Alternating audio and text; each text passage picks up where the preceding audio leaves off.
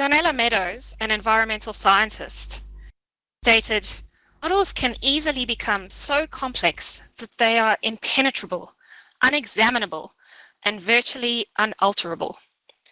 This message rings very true for me and the work I have done modeling very complex systems.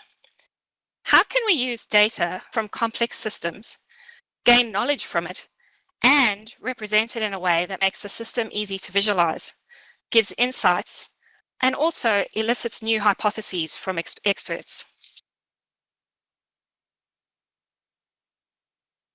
In this talk, I'll start by giving a little bit of a background about myself. Then I'll give 2 examples where I've used Bayesian network to gain insight into complex systems. First example, use supervised learning in a dynamic Bayesian network to model mud crab catch rates in the Gulf of Carpentaria in Australia. The second example used unsupervised learning to better understand the mix of species, or species co-occurrence, catch of both recreational and commercial fishes off Queensland, Australia. I'll start by giving you some background about myself. I am a data scientist. I've worked in a number of different fields now, and have modeled everything from giant tortoise populations in the Seychelles to modeling a consumer's willingness to use a toothbrush for Procter & Gamble in London. My current role is with the Queensland government in Australia, where I'm very lucky enough to be able to combine my love of seafood and my passion for sustainability in my role as fisheries scientist. My history with machine learning goes back to the very early 2000s when I studied neural networks and neurofuzzy sets. And in 2008, I was introduced by Michael Thompson, who would have presented earlier this week, and Lionel Joof, Bayesian Networks. I've used it in every industry I've worked for since then. Kinds of data sets we get in the fisheries setting are often complex and may have a lot of missing data. This was the case with my first example I'm presenting today.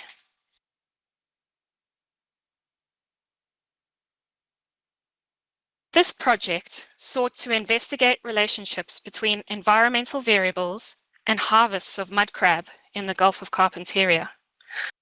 Worth emphasizing that this analysis was highly exploratory. It was a hypothesis-generating exercise at the start of the project, proved to be very useful. Mud crab are an iconic species here in Queensland, Australia. Popular species caught recreationally and important commercially. They are caught by setting baited crab pots. The life cycle of the giant mud crab involves several stages and habitats, including offshore marine waters, as well as mangrove-lined coastal mudflats and estuaries. On the slide is a photo of mangroves, typical habitat for mud crab. Commercially caught crabs are most often sold live and by the kilogram at an average of around 34 Australian dollars per kilo, which is about 24 US dollars. Their populations appear to fluctuate for reasons not fully understood. These fluctuations have a profound impact on mud crab harvests of the commercial fishery in the Gulf of Carpentaria.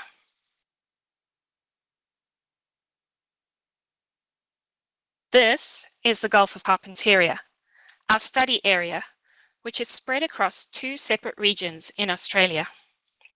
East side is the state of Queensland, the west, the Northern Territory. It is a shallow, semi-enclosed sea with a coastline of over 2,000 kilometers. Around a dozen major catchments and numerous coastal streams flow into the Gulf of Carpentaria from a total catchment area of about 647,000 kilometers squared. It is tropical and very, very remote. For the analysis, we divided the Gulf into 6 regions, 2 regions in the Northern Territory and 4 in Queensland, resulting in 6 separate Bayesian models. The project was commissioned in response to industry and managerial concerns about consistent declines in harvests of Gulf of Carpentaria giant mud crab. In the Northern Territory, declines happened between 2009 and 2016, whilst in Queensland, declines also occurred, although between 2013 and 2016. Declines occurred despite different management arrangements for mud crab. For example, in the Northern Territory, harvests of females is allowed, whereas in Queensland it's not, suggesting common environmental variables were involved.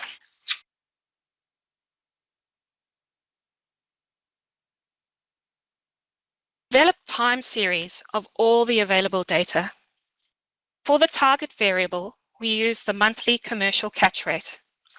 It's a requirement that commercial fishermen and fisherwomen, referred to in general as fishers, it is a requirement that fishers record their catch for the day in a logbook. In simplistic terms, the catch rate is calculated from this, and it is the amount of harvest for the fishery standardized by effort that was put in to get that catch. This is often used as an index of abundance. The environmental variables of interest included variables such as rainfall, evaporation, temperature, radiation from the sun, relative humidity, and river flow. There were quite a few variables, and they were all highly correlated with each other. States of the variables in the past may have impacted current catch rates. This made traditional statistical techniques, such as vector order regression, less able to untangle the order of importance of these environmental variables. Dynamic Bayesian networks seem like the right tool to use to visualize this system. Dynamic Bayesian networks modeled crab abundance at time points t, time t, and corresponding past environmental variables.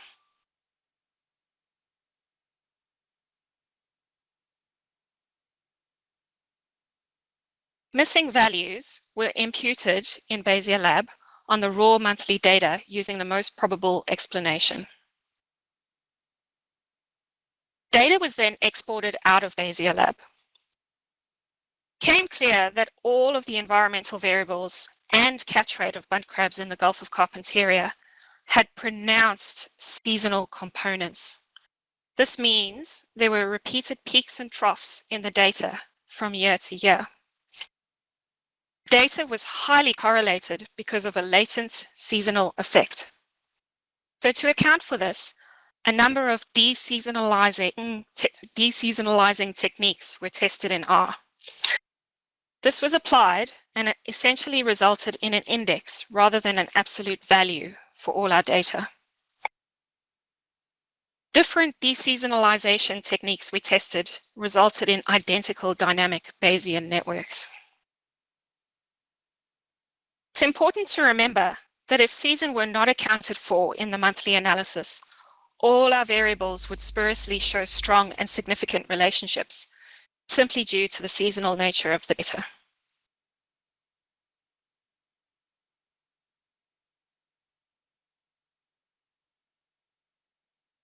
It was hypothesized that environmental variables up to 18 months previous may impact on catch rates at time t, giant mud crabs, via their impact on growth, survival, and subsequent recruitment to the fishery. For this reason, data variables were lagged by up to 18 months for input into the dynamic Bayesian network. This is also known as making 18 clones. A market blanket algorithm was found to be the best after trying many algorithms. It was selected to learn the conditional independencies and discard those that were not directly impactful on catch rates.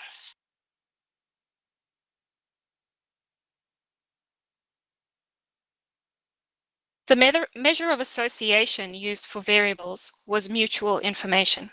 That is, the amount of information gained about the target variable, catch rate at time t, from information in the other variable, for example, flow or rainfall, past or present. G-test was used to report the significance of the relationships between the nodes.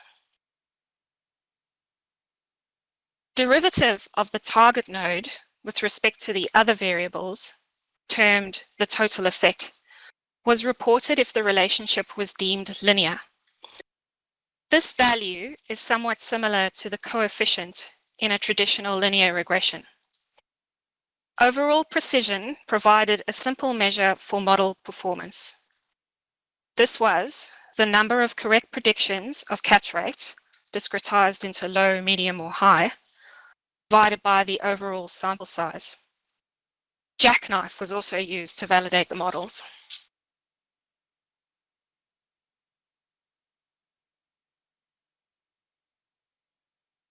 Gulf is a very diverse place, and the environmental variables with the highest conditional dependencies with catch rate at time t differed depending on the dynamics of the region. I'll show 3 examples of the networks we derived. This was the network for the southwest region. Flows and temperature at time t minus 16 came out as having dependencies with catch rates at time t. What does this actually mean? When looking at the catch rates at time t, we have to look back 16 months previous flows and temperatures that were happening then, because it was at this time that the crabs were larvae and crablets, and these effects were correlated with catch rates 16 months later when they were legal sized and recruited to the fishery.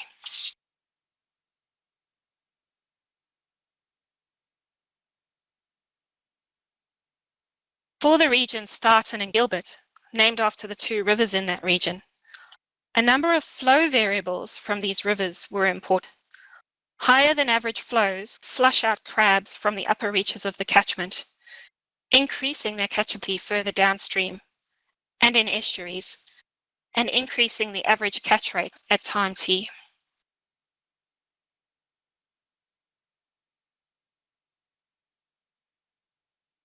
Finally, for the southeast region, evaporation from the past came out as a potentially important variable. Few hypotheses could be tested in the future with regards to this insight. One of these is that increased evaporation and corresponding low freshwater input affect mud crab habitat by increasing salinity levels beyond their optimal range. High salinities are not well tolerated at all by juvenile crabs. So some really super insights came from this project.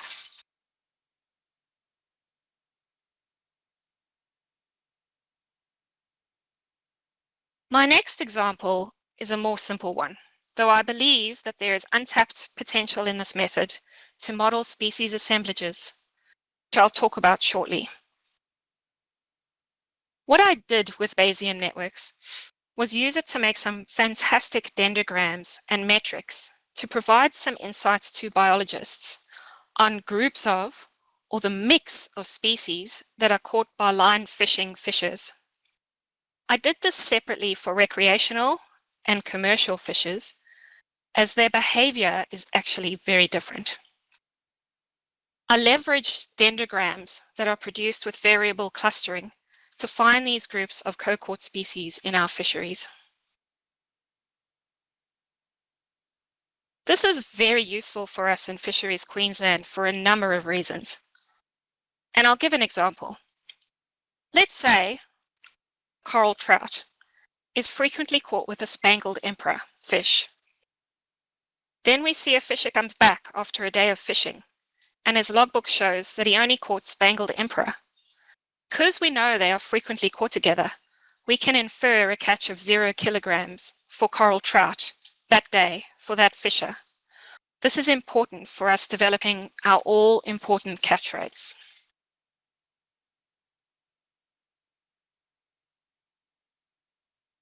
The study area for this analysis was off the east coast of Queensland in Australia, where the Great Barrier Reef is.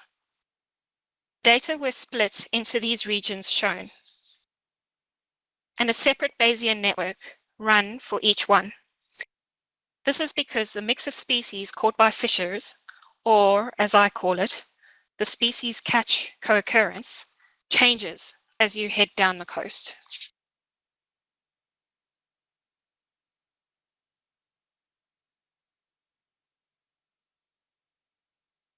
To set up the data set, each row represents the catch of a particular fisher on a particular day.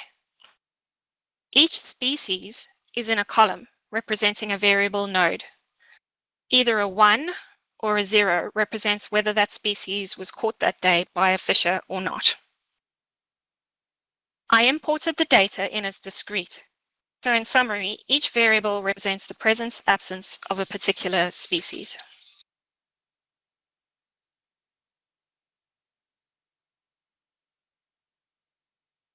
I ran an unsupervised algorithm, the EQ algorithm, to find all possible associations.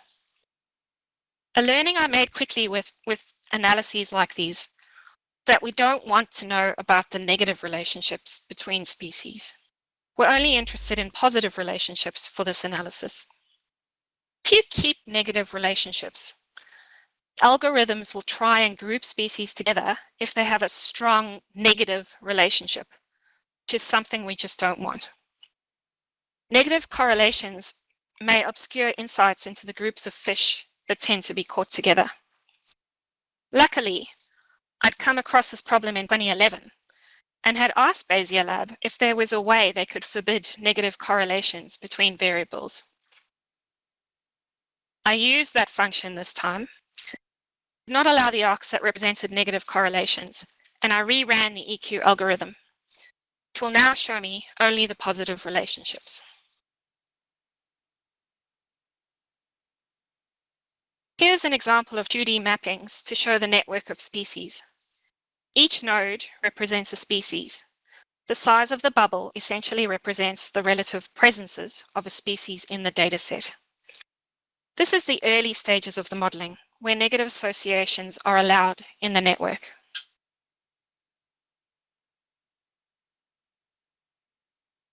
Here's another example. Negative associations have now been forbidden. In this region, there are clearly two very separate groups of species that are found together in a recreational fisher's boat.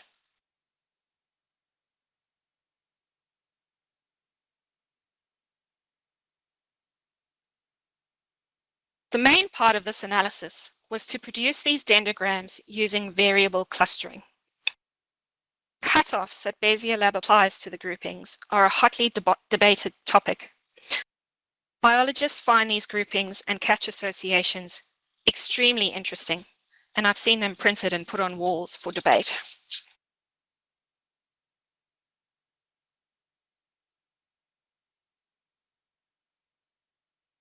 I also obtain metrics on the clusters, such as mean purity and contingency table fit using the multiple clustering function.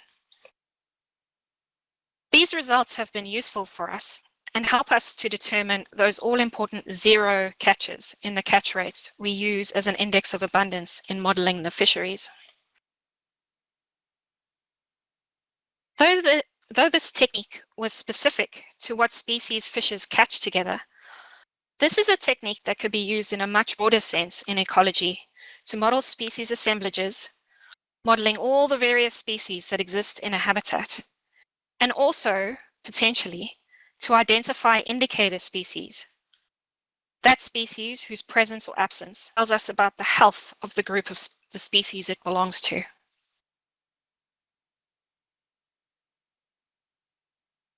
I've found Bayesian Lab to be a highly versatile software package that delivers easy to interpret results that can be understood by everyone.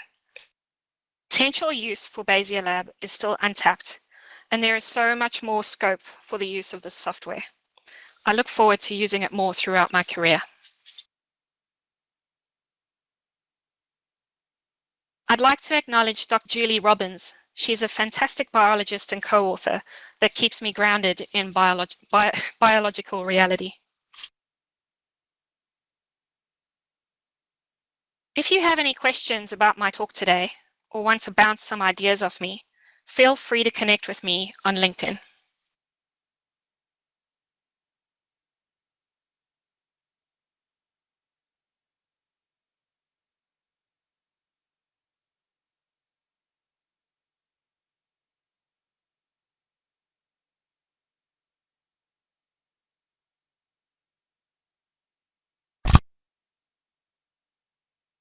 Still there? I